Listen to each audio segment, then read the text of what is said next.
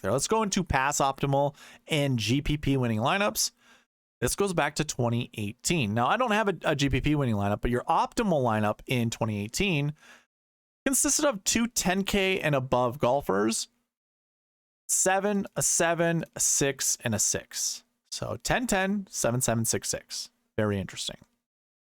In 2019, I also don't have a GPP winning lineup. I don't know what I was doing. Probably not keeping track at this moment in time. Your optimal lineup also, I mean, if you saw that in 2018, $49,700 were spent, so we left $300 on the table. In 2019, $49,500 were spent, so we left $500 on the table. And that one started with 2 10K golfers, 7, 7, 6. Sorry, I selected the wrong one. 7, 7, 6, 6.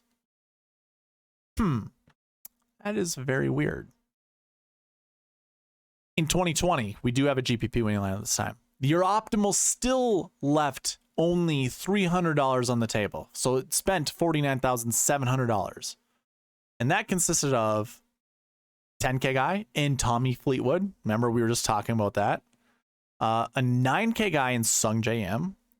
$8,900 Daniel Berger.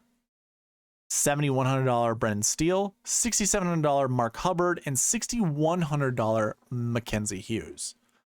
So this is a little bit more traditional when it comes to an optimal lineup build. Remember, I usually advocate for the 10-9-8-7-7-6 approach. This one is a 10-9-8-7-6-6 approach, which is also a very common build in optimal lineups as well as GPP winning lineups. So good to see a little bit more normalcy than a 10-10-7-7-6-6 lineup approach. That's a bit weird, a little wonky. But just to give you ideas, so I included a GPP winning lineup 1. These scored the same amount of points, by the way. So GPP winning lineup 1 is the blue highlighted, excuse me, the blue highlighted golfers here, and then lineup 2 is just the font is red.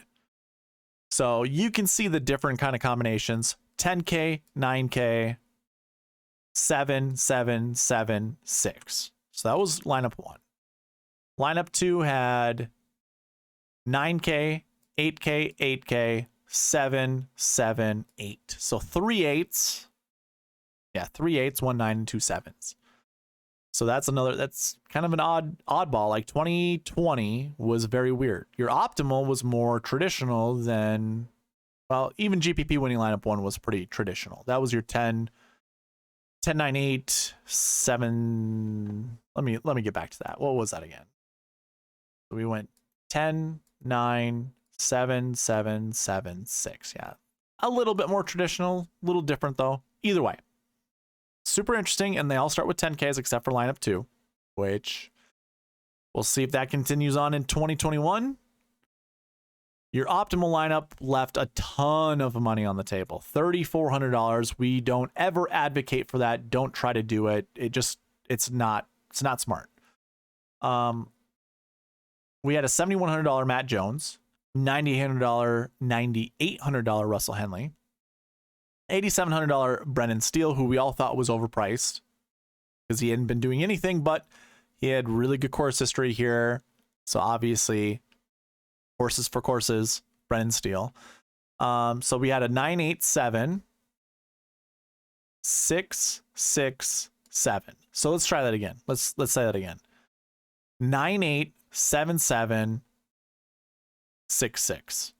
That was your optimal lineup build. So it's really close to your traditional like 10-9-8-7-7-6, but obviously we're missing the 10K there. Now I have a GPP winning lineup and a more realistic lineup. So let's do the GPP first. Your GPP are, again, golfers in blue.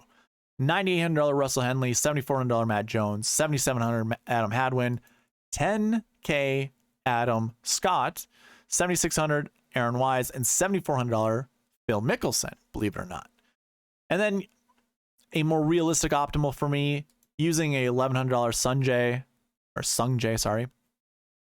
$9,800 Russell, $8,700 Brendan Steele, $7,400 Matt Jones, and then 2 6Ks. So 10-9-8, 7-6-6.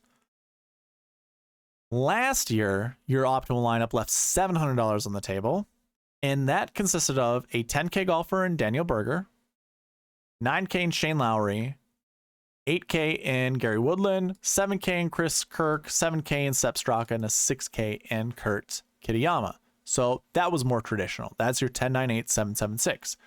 Your GPP winning lineup started with $9,400 Shane Lowry, $9,300 Alex Noren, $9,100 Keith Mitchell, 7, 7, 7. So 3 9s and 3 7s. Very unique, many ways to get it done. So up to you. Once we get into the bucket system and we go over salaries, you're going to be very surprised. Again, we only have 2 10K golfers, and I go over projections, right, in the bucket system.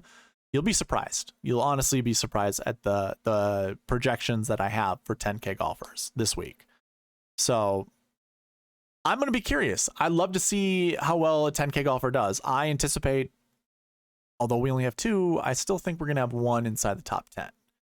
And that just makes it easy. You get to make basically selections between 2 golfers. And maybe you put them together. Who knows? We'll see. We'll once we get there, we'll get there. Anyways, that is the end of your pass optimal lineup and GPP winning lineups.